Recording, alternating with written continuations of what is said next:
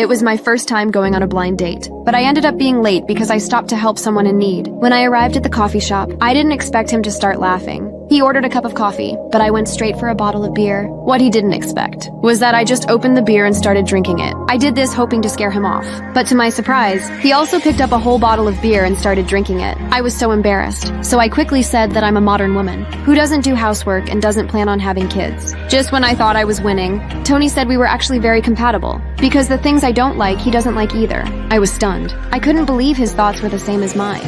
With no other choice, I decided to change my plan. I took him to a rough and dirty street food market. The utensils were dirty with leftover food, and there were cockroaches freely crawling on the table. The waiter even stuck his hand straight into the soup. Tony seemed a bit panicked by the filthy environment. I secretly felt pleased, because I thought a rich guy like Tony would never be able to handle this. I thought my plan was finally working, so I happily started eating. But to my surprise, Tony smiled faintly and poured some sauce into the soup and stirred it. Then he started eating just like me. I was completely shocked. I couldn't believe he was okay with this, so I decided to pull out my secret weapon. I then took him to a mall, thinking I could make him dislike me by wasting money. I ran into a luxury store and started shopping. I even asked the sales assistant to bring out the store's prized collection, but Tony told me not to worry about the price.